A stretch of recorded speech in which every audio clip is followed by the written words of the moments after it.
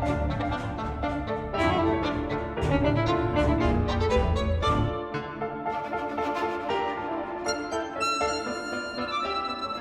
friends. Today we are going to talk about a play that I have never read before now. And that is, if you can see, Pericles, Prince of Tyre by Billy Shakespeare. And apparently, very probably, George Wilkins. So I had never read Pericles before, and in my research, which was basically just browsing the internet, I found like a chart that supposedly said what each of the plays were, as far as what they were broken into, like the comedies, the tragedies, and the histories. And it had Pericles under the histories. And I don't know anything about anything. So I thought, okay, I know that there was an actual person, Pericles, in the Greek political system. So, okay, maybe it's a history. And I didn't question it, and I just assumed that it was, and I wanted to try to get a variety in my ShakeTube reading so that I wasn't just reading all comedies, which is what I like best, to be honest with you. So I was like, okay, I'll go with Pericles. Well, turns out, people, that it is a comedy.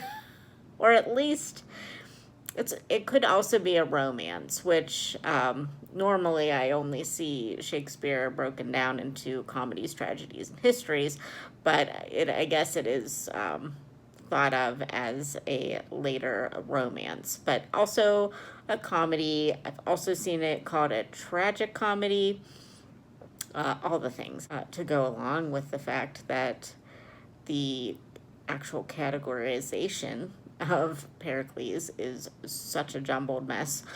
I also think the play was kind of a jumbled mess. I mean, when I started reading it, I thought, holy crap, what is this? Because, I mean, I'm assuming if you're watching this, it's, what happens.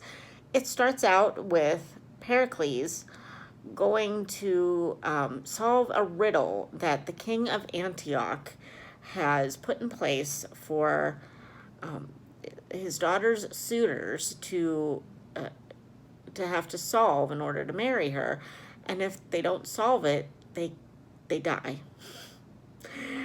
But the catch is that the riddle is basically admitting that the king and his daughter are having a relationship, the king and his daughter. So right there, right in the first scene, we have quite the business going on. And I know that Shakespeare can have quite body scenes, and a lot of his language is kind of laced with potty humor from that era. But this, to me, like, having the incest thing was a little much for me to begin with. It just didn't seem very much like Shakespeare. Well, it turns out that the collaboration that supposedly happened between Shakespeare and George Wilkins was that George Wilkins is the one who wrote the first 2 or 3 acts, I believe. That's not to say that Shakespeare didn't know what Wilkins was writing. I'm sure he did. I'm sure they talked about it, that kind of thing. So it just seems like a really odd choice. But also the whole Greek legend thing also seemed to be a big deal for Shakespeare and writers of his day. So I can kind of see that, I guess, because I guess, Pericles, that's a legend, of a Greek legend. So, it is what it is. That happened, I guess, at least in the legend. So, but anyway, so I digress. So it just seemed like after all the stuff, it was like a weird Odyssey type of a thing where he runs away because he figures out the riddle, but it basically is a damned if you do, damned if you don't kind of thing, because if he doesn't answer the riddle, or he answers it incorrectly, they kill him. But if he knows that if he does answer it correctly and kind of outs the king and his daughter for this incestuous relationship, he's going to get killed anyway. Obviously, Pericles gets away and goes on this other journey. And it's just like this weird Odyssey type of a thing where he goes basically from island to island or like town to town, and meets these different ruling couples that are various degrees of both. Well, they both mostly seem nice, except for later on, we find out that one of the couples is not nice, but it's just like it's like a whirlwind the whole time. So this, I forgot to say, because my thoughts on this are as jumbled as the story, that this was written later in Shakespeare's career. It was probably one of his last, I think. And they, the timelines for Shakespeare's plays are a little iffy, but in the source that I looked up, it looks like there were only 2 or 3 more plays that he possibly wrote after this, and one of them was The Tempest. But that was, I think, possibly the most famous one that he wrote after. So Pericles was not, like, it wasn't early in his career before he wrote, like, all the other ones that made him a legend. It was late in his career, but it kind of feels like an early play. Like he just didn't have his footing. There were parts of this play that I did enjoy. The later parts of the play that were supposedly written by Shakespeare, I thought were much more cohesive. Once he has his daughter and the wife supposedly dies, and they throw her into the sea in order to stop the shipwreck. Like the shipwreck kind of felt very much like Shakespeare to me, because we have a lot of shipwrecks in Shakespeare's plays. We have a lot of wives supposedly dying and then coming back at the end, and this wonderful reunion and redemption for all of the ills that have gone on. So, and all of that happens. And I feel like the second half of the play I enjoyed a whole lot more than the first half. And I'm no Shakespeare scholar, so, I was just reading this for enjoyment's sake. I was not initially trying to pick it apart. I just wanted to read it and get like a first impressions kind of a thing. So whenever that kind of happened, and I was like, at the beginning, I was like, ugh, I really don't like this. This is not that good at all. There's just a lot of things going on, and it's too hard to follow. And then, like, as I kind of went on, I was like, okay, this is getting a little bit more interesting. And I just didn't really think about it. And then once I started kind of researching actual scholars and their thoughts on it, and seeing that, the first half was most accepted to be written by somebody different, and somebody who, at least our friend Harold Bloom says, was not very well respected in the community at the time. So if he wrote it and he was not considered that great, and then we have Shakespeare, who obviously was great at the end of it. You're definitely going to get a difference. So yeah, I don't know. I don't have a ton to say about this one, to be honest with you. Um, I did honestly enjoy the fact that they had a narrator in the form of John Gower, who I did not know this. Well, let's just be honest, be upfront with you. I didn't know that John Gower was a real poet, and he wrote the original English translation of this legend that Shakespeare and Wilkins would have taken their inspiration from. So the fact that they brought Gower into it, I thought was pretty cool. Once I knew that, I thought that that was even better. I did like that he was, that the narrator was how they showed the passage of time and kind of explained what was happening in between these time periods of things that maybe they just didn't have time to put on stage or thought it would be too hard to put on stage. So I did like that. I know that in some of my reading and watching different reviews of this play, some people liked that, some people didn't. I liked it. I thought that it helped make everything clearer because, like I said, there are a lot of different places that Pericles goes. So it just helped, I thought, to kind of tie it together a little bit better and to let you kind of have like a breather from everything that was going on and just be like, okay, this is where we are now. Let's go back into the story. So I did like that. I was reading out of just now before I started filming.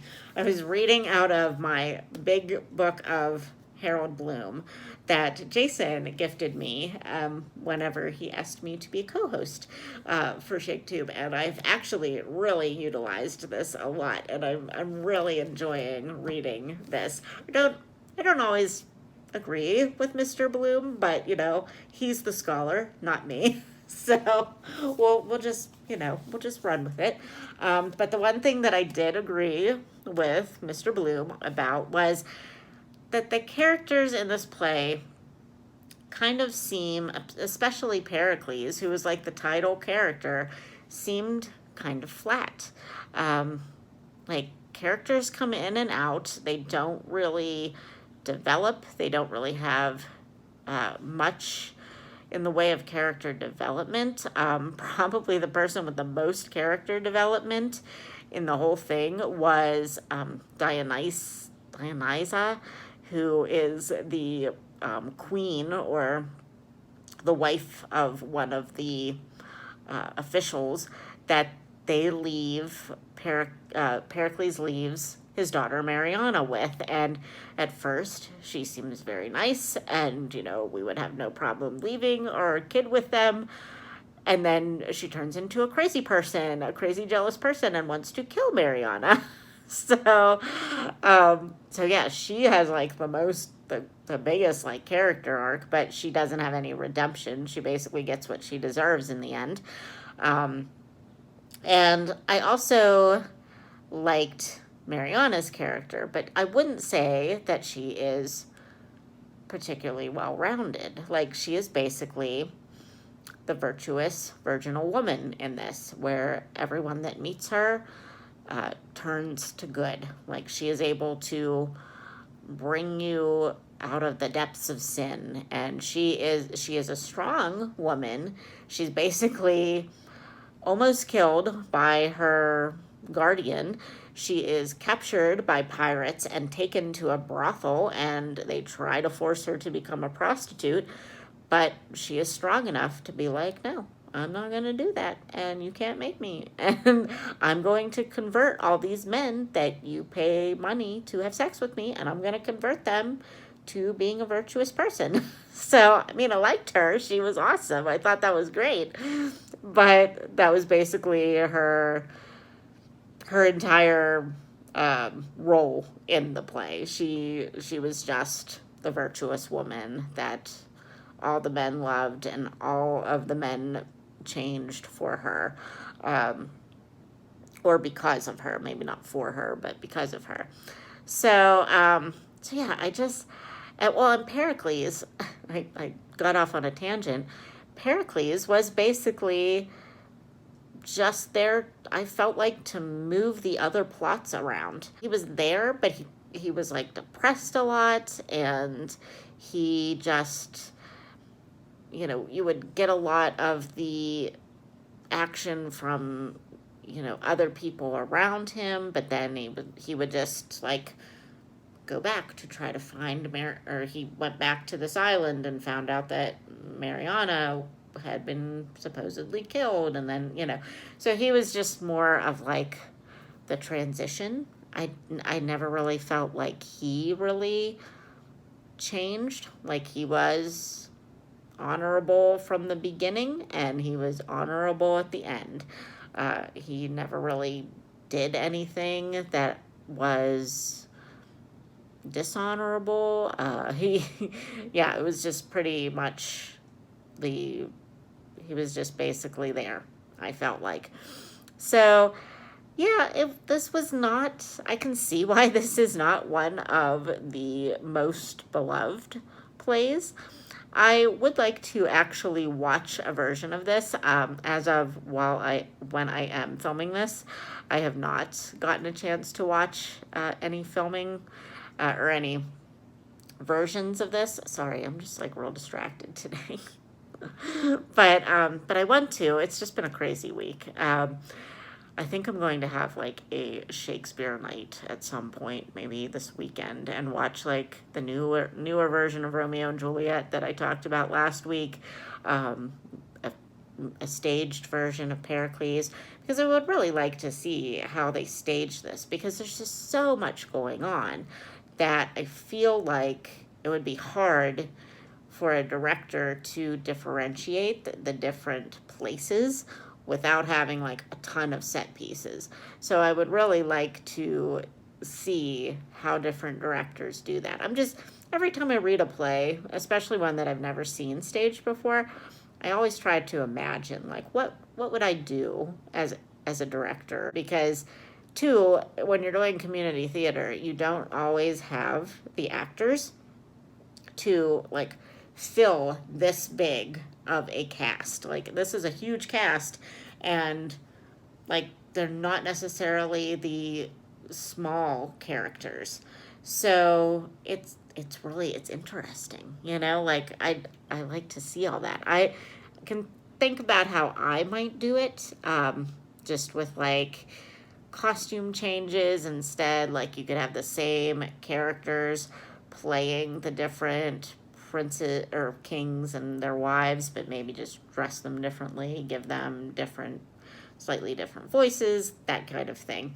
And as far as changing the set, you could probably do that with lighting, or just like, a different setup of the set pieces you already have, that kind of thing.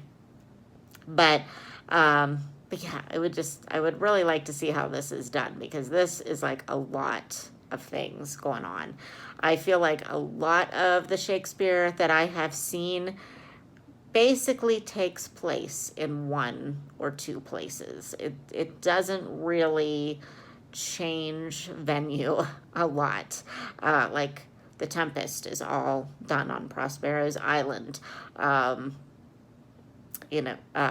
Macbeth has a few different places, but, it's basically centered around, the castle and things.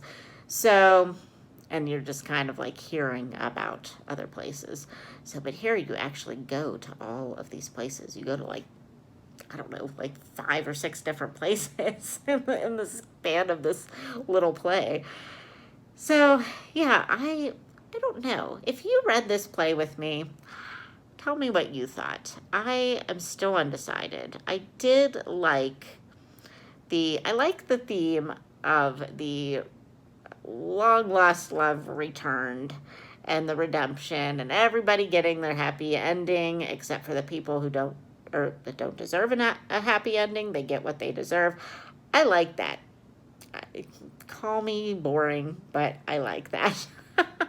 um, and Shakespeare's good for that. He is pretty much like, if you're a villain, you die. If you are, a good person, you get marriage and happiness in the end. So I liked that part of it. So I liked the end of it. It was just kind of seemed like a mess. So yeah, I'm sorry I don't have any like huge insight into this play. I am really interested to see it staged. It was interesting enough to me that I would like to see that. I always like the idea of a Greek chorus. I'm really interested in Greek mythology. I'm obviously not a scholar in that either, but I have read and participated in some Greek tragedy type plays, so I enjoy that. So I like the Greek chorus element that they put in with Gower, and yeah, I like the idea of it. It just seemed to be kind of a lot. So I'm not really sure how I felt about it, but yeah, I would like to know how you felt, and if you read this with me, or if if you've read it or seen it before. Have you liked it when you went to see it? What are your thoughts? All right, friends, it has been a long week, so I don't know, gonna go do something. Maybe I need to film the Shakespeare tag. That's what I need to do. So I'm maybe gonna go do that, because I did have it all set up and then I lost my list. So I'm gonna go do that. All right, friends, I will talk to you later. Bye.